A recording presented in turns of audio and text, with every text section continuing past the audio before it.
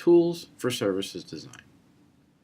Specifically, I want to focus around service blueprinting, front office and back office activities, servicescapes, as well as some of the quantitative techniques. From a service blueprinting perspective, the following image on your screen that you can see shows everything related to getting a loan. Most of you students likely have received your first credit card, and from that you filled out a credit card application. If you were to look at this from a loan application, you follow a similar process. So let's say I wanted to get a loan to buy a new car. The first thing that I would be doing would be filling out a loan application.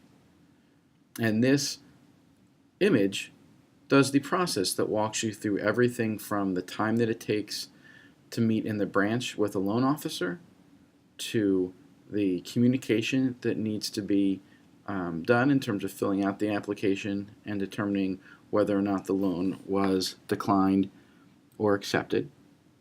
If the loan was accepted, everything related to issuing the check and printing out payment books, as well from a loan application perspective, looking at things like whether or not the income can be verified. So if you're starting from the top going down, you're going through a decision tree essentially from a yes or no perspective. With each of these steps, you would have different amounts of time involved, both from a fail point perspective, a customer wait time perspective, and different employee decisions.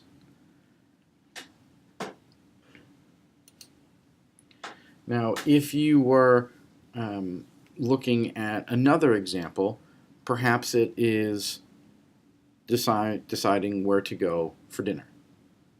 So, I live out in the Perry Hall, White Marsh, Maryland area, and I frequently go out to their local restaurants, and sometimes I'm looking for someplace different to go.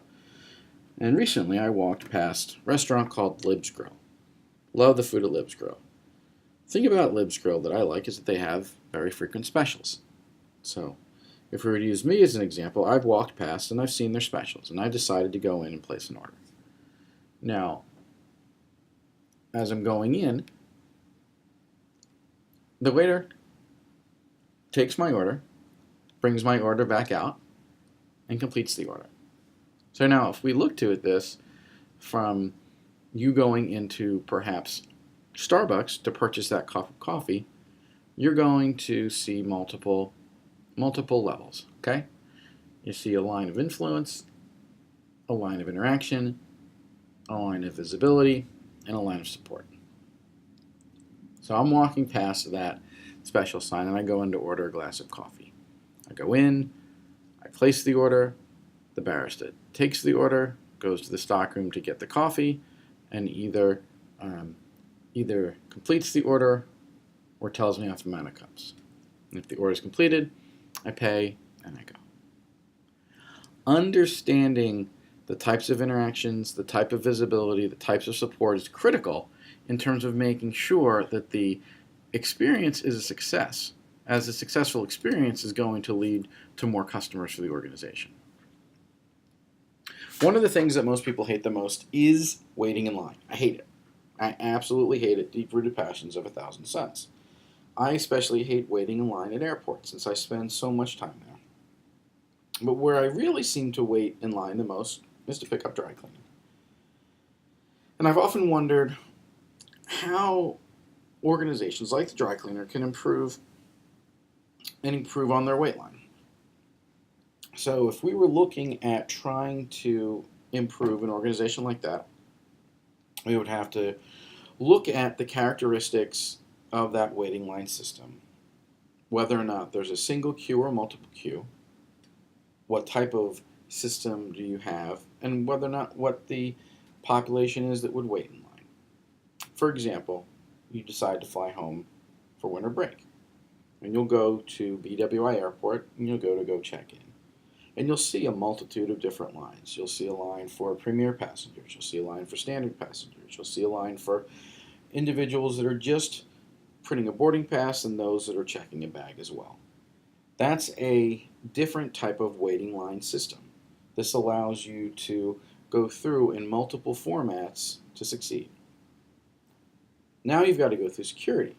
And that type of system, you're looking at more of a queue, a single waiting line for everyone to go through as they go through the scanners.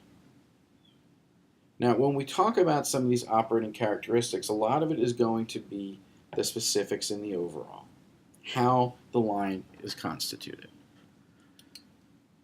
So if I'm looking at this, this picture, it would be very similar in terms of walking past a store, where I'm going into a store, I'm looking in the window, I'm seeing items, I decide items I want to purchase, I get in line to pay, and then I leave. It's a single queue. There's a single person behind the counter. And how often does that frustrate you all? Where you decided to make your purchase and you've gone up to pay, and then you've taken more time in line to pay than it was to get your purchase. I know numerous times where I've then just turned right around out of the store and went to a different store because of the problems that they have. Now, if we are to look at this, you can do the math in terms of analyzing the wait time based off of the arrival rate, the service rate, and the queues. So when I'm talking about arrival rate, and you're going to want this for your upcoming exams, the definition for arrival rate is the frequency at which customers arrive at a waiting line. Conversely, the definition for service rate is the time required to serve a customer. Now, you are going to want to always make sure that your service rate is higher than your arrival rate. If you're looking at the queue, you're going to look at the order in which the customers are served, and then the concept of an infinite queue. So if you were to say, for example, look at going to the post office, you can see what it's like from a single queue to a multi-queue. If I'm going behind the counter and there's one individual that can help all of us. If there are 3 individuals helping us, it will limit the amount of wait time. Now, in some situations, it may force you to go from step A to step B, but typically the multiple service reps will be able to assist in terms of allowing for a quicker, cleaner experience. If you are trying to get into a steady state from a queuing system, you really need to understand all of the characteristics. And I put notations together for some upcoming formulas that you're going to see. Now, you'll see the notation for the average number of customers in the system, the notation for the average number of customers in the waiting line, the notation for the average time a customer spends in the system, the average time a customer spends waiting in line, the probability of no customers being in the system, and the utilization rate. Now, if you look from a traditional cost relationship perspective, you'll see that as service improves, cost increases, because you've got to improve the service and limit the waiting line. This concludes part 2 of the service design lecture. Part 3, we'll get into the psychology of waiting, which is something that we all hate to do. Thank you.